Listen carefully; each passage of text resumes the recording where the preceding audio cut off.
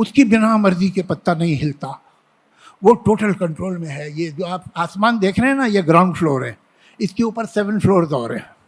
7 floor پہ جو pant house ہے اس میں گاڈ رہتا ہے، اور وہ ہر چیز آپ کی اور میری دیکھ رہا ہے. جو بھی ہم نے کیا اسے پتا ہے، اور وہ سب نوٹ کر رہا ہے اکارڈنگ ٹو ابراہیمک ریلیجنس. پھر جب آپ مرتے ہیں تو ایک دن وہ آپ کو سامنے کھڑا کرے گا اور پوچھے گا تم نے یہ کیا تھا، اچھا، اور تم نے وہ کیا تھا، تو ادھر بھیجو، اسے ادھر بھیجو، اس پہ بھی کچھ میرے پرابلم ہے میں بتاؤں گا. تو اگر تمہاری مرضی کے بنا پتا نہیں ہلتا اور سب کچھ تم دیکھ رہے ہو، اور یہ جو ریلیجس لوگ ہیں یہ مندر اور مسجد اور چرچ جا کے دعا بھی مانگتے ہیں، میرے بیٹے کو وہ نوکری مل جائے، میری بیٹی کی شادی وہاں پر ہو جائے، تو اس کے مطلب ہے کہ یہ ڈے ٹو ڈے لائف میں بھی انٹرفیئر کرتا ہے. تو پھر یہ جو دنیا میں اتنا انیائے ہے، دنیا میں اتنی بھوک ہے، اتنی بیماری ہے، اتنی مجبوری ہے، اتنے بلاత్కాر ہیں، اتنے ہتیائیں ہیں، یہ اس کے سامنے ہو رہے ہیں. اور یہ چاہے تو روک سکتا ہے، لیکن یہ ہونے دیتا ہے. اور یہ مجھ سے پوچھے گا، اس کی مجال ہوگی کہ مجھ سے پوچھے گا کہ تم نے کیا کیا دنیا میں. میں پوچھوں گا اگر یہ نکلا کہ بھائی تم نے کیا کیا تھا. یہ سونامی میں جو چھوٹے چھوٹے بچے مر گئے، بڈھے بڑھیا مر گئے، انہیں تم بچا سکتے تھے؟ یہ بچے کو جب ڈپتھیریا ہوتا ہے 6 مہینے کے بچے کو، تو نیلا پڑ جاتا ہے، سانس کی نالی بند ہوتی ہے، جالی آ جاتی ہے اس میں، اور وہ گھٹ کے نیلا ہو کے مرتا ہے. تم دیکھ رہے تھے یہ ہزاروں لاکھوں بچے ڈپتھیریا سے مرتے ہیں، تم ان کی گلے کی جالی ہٹا نہیں سکتے تھے؟ تمہیں شرم نہیں آتی ہے؟ اگر تم ہو، میں تو فار گاڈ سیک دعا کرتا ہوں کہ گاڈ نہ ہو، ورنہ بیچارہ بہت شرمندہ ہوگا. میرے پاس ایک ای میل آیا اور اس ای میل میں ایک کنفیوژن کا اظہار کیا گیا ہے، اور یہ کنفیوژن ہے دا پرابلم آف ایول سے related. The problem of evil ایک ایسا مسئلہ ہے کہ جس کو بہت سے لوگ سمجھ نہیں پاتے، اور اپنی ناسمجھی کے اوپر اعتماد کرتے ہوئے وہ اپنی زندگی کے سب سے بڑے ایسٹ یعنی ایمان کے بارے میں شک کرنے لگتے ہیں. اور اگر آپ اس مسئلے کو ایک مرتبہ سمجھ لیں، اور اس کو میں نے بہت سی مرتبہ اپنی ویڈیوز میں سمجھایا بھی ہے، لیکن آج ذرا دوسرے زاویے سے میں سمجھانا چاہوں گا، اور انشاءاللہ امید کرتا ہوں کہ وہ ونس اینڈ فار آل اگر آپ ایک مرتبہ اس کو سمجھ لیں گے تو آئندہ آپ کو انشاءاللہ کبھی کوئی مسئلہ نہیں ہوگا، اور دوسروں کو بھی سمجھانے میں آپ کے لیے آسانی ہوگی باذن اللہ تعالی. تو یہ آپ کی اسکرین کے اوپر میں ایک چیز شیئر کرنے جا رہا ہوں، جسٹ اے سیکنڈ.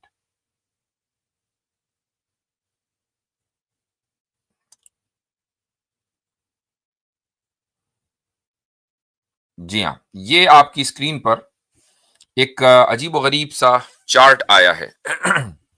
اچھا، ہوتا کیا ہے، سائنٹزم کی جو بیماری اس وقت دنیا میں چلی ہے، اس بیماری کی ایک علامت یہ بھی ہے کہ آپ ہر جگہ اس طرح کے چارٹس پوسٹ کرتے رہیں. میں سب سے پہلے آگے بڑھنے سے پہلے ہمارے قیصر احمد راجہ صاحب کو لے لوں. قیصر بھائی، السلام علیکم ورحمۃ اللہ.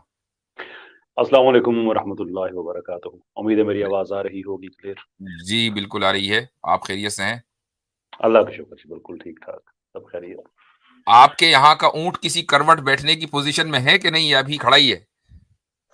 یہ تو اب اونٹ جانے، اونٹ کا کام جانے، میں کیا کہہ سکتا ہوں. ٹھیک ہے. اچھا، یہ اسکرین پر ایپیکیورین پیراڈاکس میں نے سامنے رکھا ہے، آپ کی نظر سے یقیناً گزرا ہوگا. آئی ڈونٹ نو یہ اتنا کروں تھوڑا سا، شاید آپ پھر دیکھ پائیں. جی جی پلیز پلیز، میں تھوڑا سا میں نزدیک کروں. جی جی تو میں تھوڑا سا ہو جاتا کہ اس پر تمہیدی گفتگو کر لوں. آپ کرنا چاہیں تو ٹھیک ہے، ورنہ بعد میں آپ ان پٹ دینا چاہیں تو آپ جیسا مناسب. نہیں پلیز پلیز، آپ کیری آن. ٹھیک ہے، جزاکم اللہ خیر. اچھا، یہ جو بندہ ہے جس کی آپ شکل دیکھ رہے ہیں اپنی اسکرین پر، یہ 341 AC to 271 AC میں تھا، اور ٹھیک ٹھاک ملحد تھا.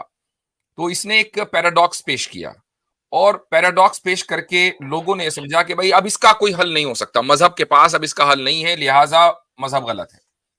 تو میں یہ ذکر کر رہا تھا کہ سائنٹزم کی بیماری میں جو لوگ مبتلا ہوتے ہیں ان کی ایک علامت یہ بھی ہوتی ہے کہ جہاں ان کو چارٹ نہیں دکھانا نا وہاں بھی وہ چارٹ لے کر آتے ہیں. اور یہ میں نے ویسے ہی نہیں کہا، بلکہ سوزان ہیک ایک سائنٹیفک فلاسفر ہے، تو وہ یہ لکھتی ہے، اس نے سائنٹزم کی 6 علامتیں لکھی ہیں، ان میں سے ایک علامت یہ بھی ہے کہ لوگ ہر جگہ چارٹس اور اس طرح کی چیزیں جو ہیں وہ پیش کریں، چاہے ان کا تعلق اس فیلڈ سے نہ ہو، یعنی چارٹس وغیرہ اس فیلڈ میں عام طور سے استعمال نہ ہوتے ہوں. تو ایسے ہی یہاں پر ہے، لیکن چلیے اس کو سمجھتے ہیں. وہ اس طریقے سے کہ اس نے یہ لکھا کہ ایول ایگزسٹ. اچھا یہاں پر تو ظاہر ہے کہ اس میں کوئی اختلاف نہیں ہے کہ ایول ایگزسٹ کرتا ہے. اب وہ خود ہی جواب دیتا ہے کہ یس. اب آگے سوال کرتا ہے کہ کین گاڈ پریونٹ ایول؟ یہ اگلا سوال ہے. تو اب اس کے 2 جواب ہو سکتے ہیں، ایک نو اور ایک یس.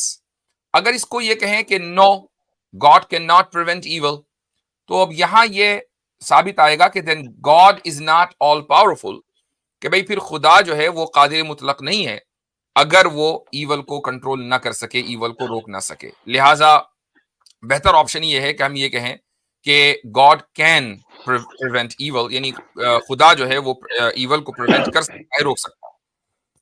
اچھا اس کے بعد اچھا میں کیسر بھائی جسٹ سیکنڈ میں آپ کو میوٹ کر رہا ہوں، تھوڑا سا آواز آ رہی تھی ادھر سے. جی سوری. اچھا جزاکم اللہ خیر.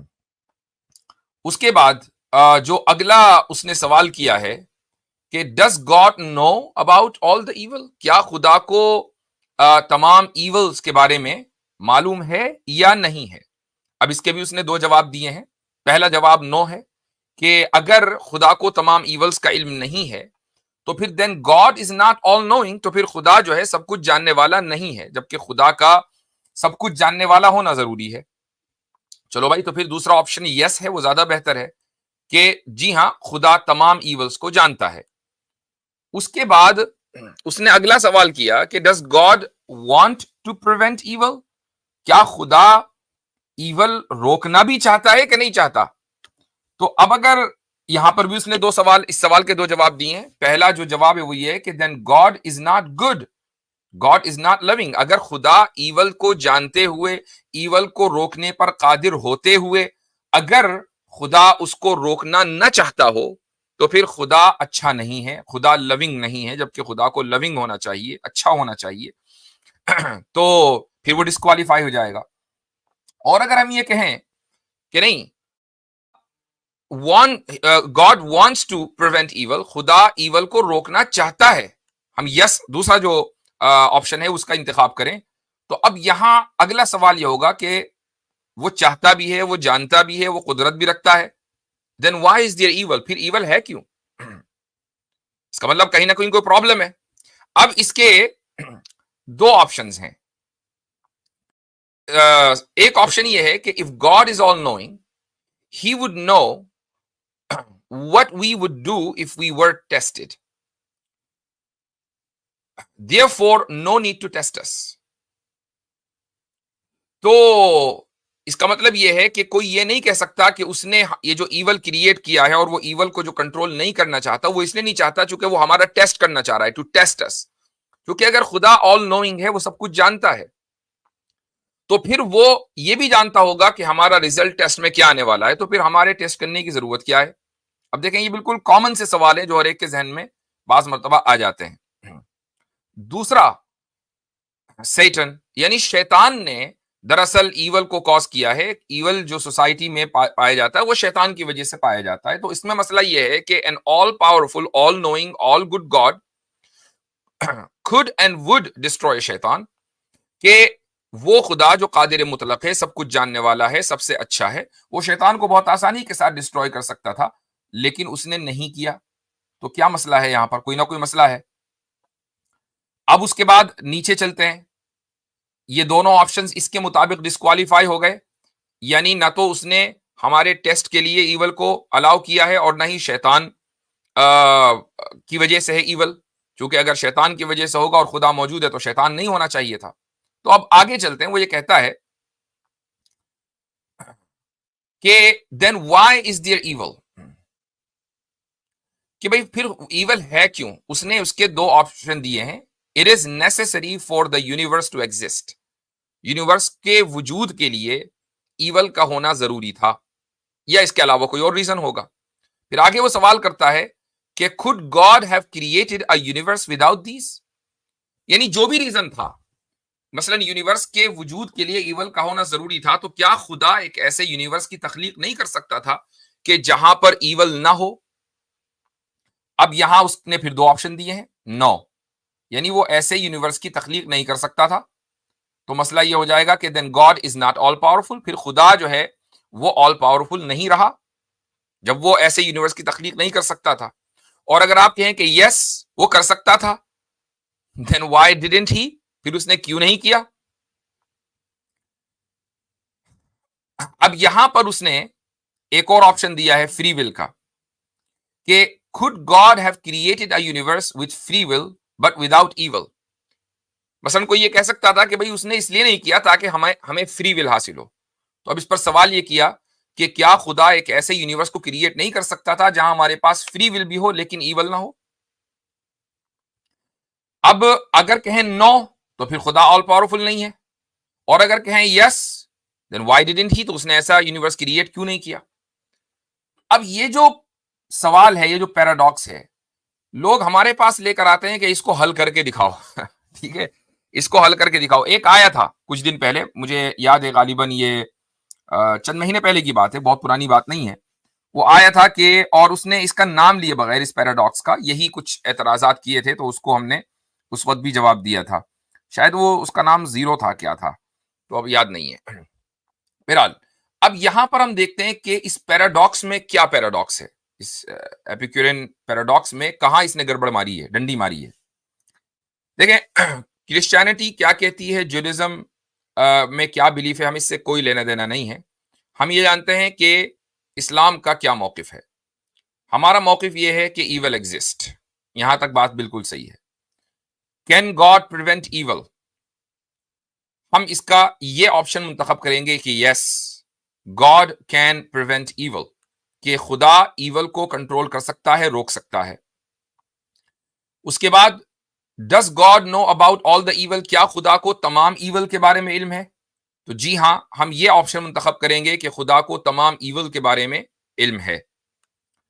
اب یہاں پر جو اس نے سوال کیا کہ does God want to prevent evil, and if yes then why is there evil? کیا خدا ایول کو پریونٹ کرنا چاہتا ہے، اور اگر چاہتا ہے تو پھر ایول کیوں ہے؟ یہ جو دو باکسز ہیں ان کے درمیان اس نے ایسا دکھایا ہے کہ کوئی تیسرا آپشن نہیں ہے. ایک آپشن تو یہ ہے کہ خدا ایول پریونٹ ہی نہیں کرنا چاہتا، تو اب اس کا مطلب خدا اچھا نہیں ہے. دوسرا آپشن یہ کہ کرنا چاہتا ہے تو پھر کیوں ہے، پھر ایول کیوں ہے؟ اب اس میں کوئی تیسرا آپشن نہیں ہے، اس نے اس طرح دکھایا، یہی ڈنڈی ماری اس نے.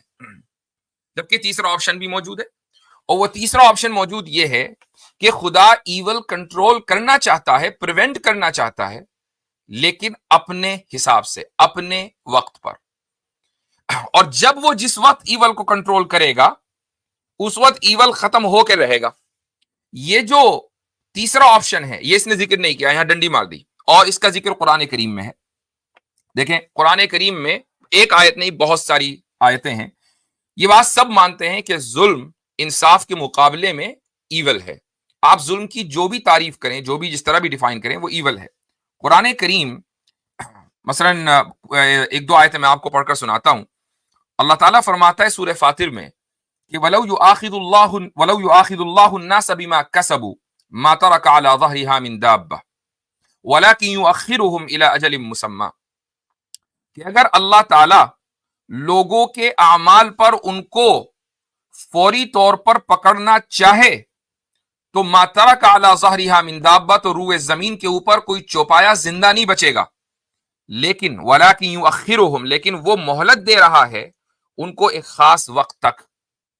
اس کا مطلب یہ ہے کہ وہ ایول کنٹرول کر سکتا ہے، پریونٹ کر سکتا ہے، لیکن ایک خاص وقت تک کی وہ مہلت دے رہا ہے. اچھا آگے اللہ تعالیٰ فرماتا ہے سورہ حج میں وَكَأَيٍّ مِّن قَرْيَةٍ أَمْلَيْتُ لَهَا وَهِيَ ظَالِمَةٌ ثُمَّ أَخَذْتُهَا وَإِلَيَّ الْمَصِيرُ، کہ کتنی ایسی بستیاں ہیں کہ جن کو میں نے مہلت دی جبکہ وہ ظلم کر رہی تھی، وَهِيَ ظَالِمَةٌ، پھر میں نے ان کو پکڑا ثم اخذتها، اور میری ہی طرف لوٹ کر آنا ہے. تو ظالم کو ظلم کرنے کی مہلت دی گئی، اور ایسا نہیں کہ اس کو کبھی پکڑا نہیں گیا، پکڑا بھی گیا. دنیا کے اندر ایسی بہت سی بستیاں ہیں کہ جن کو قرآن کریم کے مطابق ان پر عذاب آیا اور وہ بستیاں تباہ و برباد ہو گئیں. اسی طرح اللہ تعالیٰ فرماتا ہے وَرَبُّكَ الْغَفُورُ ذُو الرَّحْمَةِ، تمہارا رب غفور ہے، مغفرت کرنے والا ہے، رحم کرنے والا ہے. لو یؤاخذہم بما کسبوا، اگر خدا ان کے اعمال پر ان کو فوراً پکڑنے بیٹھ جائے، لعجل لہم العذاب، تو عذاب فوری طور پر آ جائے. ایک حدیث بھی میں آپ کے سامنے پڑھ کر سنا دوں. رسول اکرم صلی اللہ علیہ وسلم کا ارشاد ہے کہ ان اللہ لیملی للظالم حتی اذا اخذہ لم یفلتہ، کہ اللہ تعالیٰ ظالم کو مہلت دیتا ہے یہاں تک کہ وہ وقت آ جاتا ہے جب اس ظالم کو پکڑتا ہے تو پھر اس کے لیے کوئی مہلت نہیں ہوتی. تو اس کا مطلب یہ ہے کہ ظالم کے لیے ایک وقت مقرر ہے، ظلم کو روکنے کا ایک وقت مقرر ہے. اب اگر آپ خدا پر یہ کنڈیشن لگا دیں کہ جی ظلم ہو رہا ہے تو آپ نے روکا کیوں نہیں، تو پھر آپ خدا ہیں، وہ خدا نہیں ہے. وہ ڈیسائیڈ کرے گا نا کہ کون سا وقت صحیح ہے کون سا نہیں. سرجری کس وقت کرنی ہے، ایسا نہیں ہے کہ آپ ڈیسائیڈ کریں گے کہ جی میرا جسم جو ہے وہ گل سڑ گیا ہے لہٰذا ڈاکٹر صاحب سرجری کر دیں. یہ آپ ڈیسائیڈ نہیں کریں گے، یہ ڈاکٹر ڈیسائیڈ کرے گا کہ سرجری کا وقت آ گیا یا نہیں آ گیا. بعض مرتبہ ایسا ہوتا ہے کہ پیشنٹ کو سرجری کی ضرورت ہوتی ہے لیکن وہ اتنا کمزور ہوتا ہے کہ ضرورت ہونے کے باوجود بھی ڈاکٹر اس کو سرجری کو پرفارم نہیں کرتا، اور بعض مرتبہ سرجری کی ضرورت نہیں ہوتی. تو یہ ڈاکٹر ڈیسائیڈ کرے گا. تو اللہ تعالیٰ ڈیسائیڈ کرے گا کہ کس وقت اس بندے کی یا اس قوم کی سرجری کرنی ہے، اور کس وقت اس قوم کو عذاب دینا ہے اور کس وقت نہیں دینا. اب رہی یہ بات کہ خدا نے کیا ہمیں ہمارے امتحان کے لیے پیدا کیا ہے، یہ ایک عوامی طور پر تو کہنا صحیح ہے کہ خدا نے ہمیں ہمارے امتحان کے لیے پیدا کیا ہے، لیکن جو اس کی تحقیقی بات ہے وہ یہ ہے کہ امتحان دراصل ایک پروسیس کا نام ہے، ایک طریقے کا نام ہے. یہ امتحان مقصد نہیں ہے. مقصد ہمارا کیا ہے ہماری تخلیق کا؟ ہماری تخلیق کا مقصد یہ ہے کہ اللہ تعالیٰ یہ چاہتا ہے کہ ہم کمال کو یعنی پرفیکشن کو پہنچیں، ہم عروج پر پہنچیں، ایسے عروج پر کہ جہاں فرشتے نہیں پہنچ پاتے، ہم وہاں تک پہنچیں. یہ ہماری تخلیق کا مقصد ہے. لیکن وہاں تک پہنچنے کا راستہ ہے امتحان.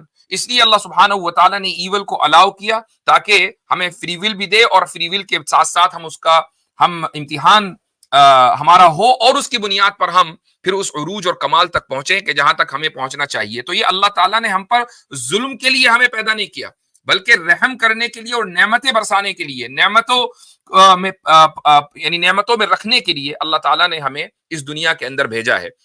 تو یہ کمپلین کہ جی اللہ تعالیٰ نے مجھے بنایا کیوں، میں نے تو کہا نہیں تھا، اس طرح کی کمپلین جو ہے وہ لوگ جو کرتے ہیں دراصل وہ اس بنیادی مقصد کو نہیں سمجھتے. وہ سمجھتے ہیں کہ ہم تو امتحان کے لیے آئے ہیں. نہیں، امتحان ایک پروسیس ہے. ہم عروج پانے کے لیے آئے ہیں، ہم کمال حاصل کرنے کے لیے آئے ہیں، ہم پرفیکشن اچیو کرنے کے لیے آئے ہیں، اور وہ اسی وقت ہوگا جب ہم ایک امتحان کے اندر کامیاب ہو جائیں.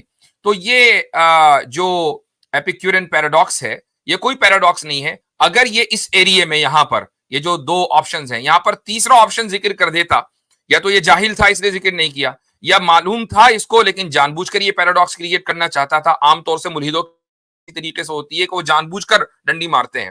تو اس لیے یہ جو پورا پیراڈاکس ہے یہ کوئی پیراڈاکس نہیں ہے، یہ ایک معمولی سی بات ہے. تو آپ اگر اس طرح کا کوئی چارٹ واٹ دیکھیں تو پریشان نہ ہوا کریں. تو یہ قیصر بھائی آپ کچھ اضافہ کرنا چاہیں گے؟ میرے ساتھ اکنالج اسلام بھی ہیں، عاطف ریان صاحب بھی ہیں. جی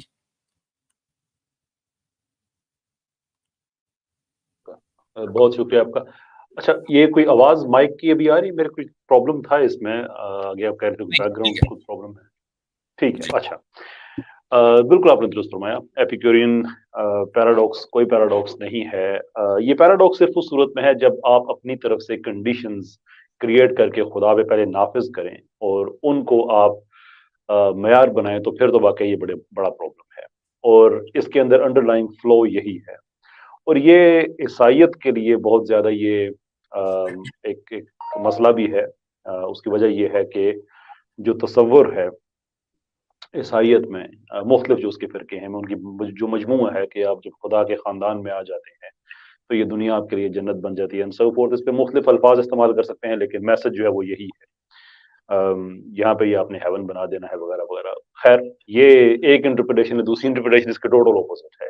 اچھا، یہ بڑے مزے کی بات ہے کہ ایون جب کرسچن سے بھی کریٹیسائز کیا جاتا ہے تو اس وقت کبھی کسی نے ایپیکیورین پیراڈاکس کا ذکر نہیں کیا.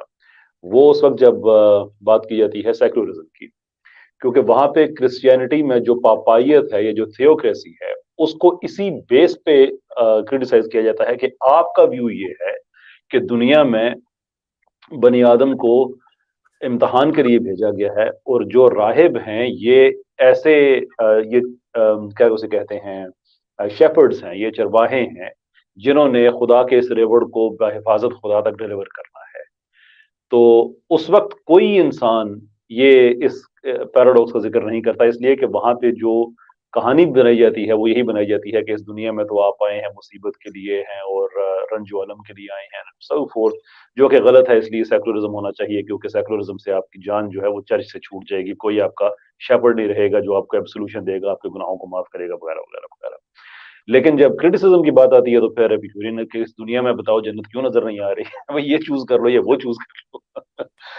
خیر دیکھیں ہمارا جو معاملہ ہے وہ بڑا ایک سمپل ہے کہ جب آپ یہ کہتے ہیں یعنی ایک فنڈامنٹل لیول سے سٹارٹ کرتے ہیں گڈ اور ایول کا کانسیپٹ، اور آپ اپلائی کر رہے ہیں خدا کے ساتھ، ایک گفتگو ہے جس میں خدا کا ذکر ہے اور آپ اس میں ایک کانسیپٹ اپلائی کر رہے ہیں، آپ خدا کے وجود کو ریموو کر کے پہلے گڈ اور ایول کی ڈیفینیشن تو بتا دیں تو ہم آپ کو مان جائیں گے۔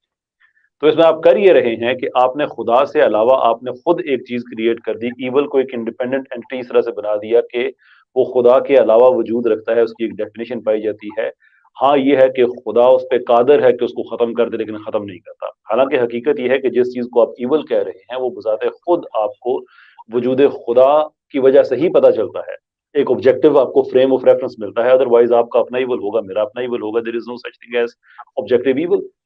تو ایک چیز یہ، دوسرے کہ جب آپ خدا کو مانتے ہیں تو خدا کو جو چیزیں خدا something which is necessary for God to be God اس کے ساتھ مانتے ہیں، تو ہم پیور فلاسفی ڈسکس کر رہے ہیں۔ مثال کے طور پہ اللہ تعالیٰ کے ساتھ ایک تصور ہے کہ وہ اومنیشنٹ ہے، کہ اس کا علم ہر چیز پہ محیط ہے، اور وہ اومنیپٹنٹ ہے کہ وہ ہر چیز پہ قادر ہے۔ اب یہ دو چیزیں جب انسان مان جاتا ہے تو ایک منٹ کے لیے ہم مان جاتے ہیں کہ اس دنیا میں ایک انسان دوسرے پہ ظلم کر دیتا ہے، اس دنیا میں قتل و خون ہوتا ہے، اللہ تعالیٰ اس کی اجازت دیتے ہیں۔ ٹھیک ہے بھائی، اب دو آپشنز ہیں آپ کے پاس، کہ یا تو آپ کہیں کہ آپ کا علم اللہ تعالیٰ کے علم سے بڑھ کے ہے، تو آپ اعتراض کریں کہ اللہ تعالیٰ نے ایول کو الاؤ کیا ہے، یا آپ یہ کہیں کہ جو کچھ ہو رہا ہے یہ ایول ہے ہی نہیں، اس لیے کہ اللہ تعالیٰ اس کو الاؤ کر رہا ہے، تو اللہ تعالیٰ تو اگر کہہ رہا ہے کہ یہ ٹھیک ہے تو پھر یہ ٹھیک ہے، تو اگر اللہ کہہ رہا ہے ٹھیک ہے پھر ایول تو نہ ہوا وہ۔ مطلب یہ اس کے اندر یہ ان بلڈ پرابلمس ہیں۔ ہمارا جو معاملہ ہے مسلمانوں کا وہ سمپل ہے کہ بھئی اس دنیا میں ہم آئے ہیں، عبادت کے لیے آئے ہیں، سارا کچھ ہے، لیکن اس دنیا میں ہم عیاشی کرنے کے لیے نہیں آئے۔ لقد خلقنا الانسان فی کبد، ہم تو نہیں کہتے کہ آپ خدا کے بعد اعوذ باللہ، ہم تو نہیں کہتے کہ آپ اس دنیا میں آپ کو جنت مل جائے گی، ہم یہ کہتے ہیں کہ اس جنت کے حصول کے لیے اس دنیا میں ہم تگ و دو کریں گے۔ سو یس، جب فری ول ہوگی تو اس کے دنیا میں لوگ زیادتی کریں گے، کیونکہ آپ کچھ بھی کر لیں یہ عدل الہی کے خلاف ہے، آپ اللہ سے یہ توقع نہیں رکھ سکتے، یہ آپ ایکسپیکٹیشن اللہ تعالیٰ کے ساتھ نہیں ہے کہ وہ آپ کو فری ول دے کہ آپ کو بجبر ظلم کرنے سے روک دے۔ یہ ہمارے وہ ایک امان اللہ صاحب ہوا کرتے تھے، ان سے انسپائرڈ ایک کامیڈی کا پیس کے وہ دو غریب لوگ تھے، تو وہ ان کو پکڑ کے مارنا شروع کر دیا ڈرامے میں۔ ان کسی نے کہا کیوں مار رہے اس کو؟ نے کہا کہ یہ جو ہمارے گنے تھے، فصل جو ہے گنوں کی، انہوں نے ہمارے گنے توڑ کے کھانے تھے۔ انہوں نے کہا بھائی تم مارو اس وقت جب گنے توڑ کے کھا چکے ہوں، کہ ایسا کرو، کھانے تھے تمہیں کیسے پتا؟ انہوں نے کہا تمہیں نہیں پتا، مجھے پتا ہے، میں ان کو اس لیے مار رہا ہوں کہ انہوں نے کھانے تھے، کبھی بعد میں مار لیتے ہیں، تو بعد میں تو گنوں کا نقصان ہو چکا ہوتا، مارنے سے پورا تو نہیں ہونا تھا، اس لیے میں ان کو پہلے مار رہا۔ اب بھائی ایک منٹ کے لیے یہ بھی مان لیتے ہیں کہ واقعی ہی اس دنیا میں آ کے ہم نے گنے خراب کرنے تھے، لیکن آپ اللہ سے کیوں یہ توقع رکھیں گے کہ وہ پکڑ کے دوزخ میں ڈال لے اس لیے کہ مجھے پتا ہے تم نے گناہ کر رہا تھا، دیر پر میں تمہیں سزا دے رہا ہوں۔ پر تم کہہ رہے ہو نا کہ تم بڑے اچھے ہو، تو دکھا دو کتنے اچھے ہو تم۔ It's that simple. یہ جو آپ نے پوائنٹ آخر میں ذکر کیا ہے کہ یہ کیسے ممکن ہے کہ خدا ہمیں فری ول دے اور اس کے بعد پھر ہم پر جبر کرے ظالم کے ظلم کو روک کر، یہ پوائنٹ بڑا اہم ہے۔ اور ہوتا یہ کہ ٹھیک ٹھاک ملحدین یعنی جو اپنی عمر کے ایک مقام تک پہنچ گئے ہیں اور اپنی کسی نہ کسی فیلڈ میں انہوں نے کوئی پوزیشن اور اسٹیٹس بھی بنا لیا ہے لیکن ملحد ہیں, عقل پہ پردہ پڑا ہوا ہے, تو وہ بھی اس طرح کی بات کر جاتے ہیں. جاوید اختر جو انڈیا میں بڑے مشہور شخصیت ہیں, شاعر بھی ہیں اور میرے خیال سے فلموں کی اسکرپٹ وغیرہ بھی لکھتے ہیں, تو ان کی میں اسپیچ ایک مرتبہ سن رہا تھا, تو اس میں وہ یہی آرگیومنٹ دے رہے تھے کہ بھئی فلاں جگہ لڑکی کو ریپ ہو گیا, فلاں جگہ یہ ہو گیا, خدا کہاں ہے, اگر ہے تو آتا. مطلب وہی جذباتی آرگیومنٹ. میں سوچتا ہوں کہ یار یہ ملحد بن کر لوگ عقل, یہ حالانکہ یہ کہتے ہیں کہ ہم عقل کے نام پر ملحد بنے ہیں, تو ان کی عقل تو پھر بڑھنی چاہیے, گھٹتی کیوں ہے؟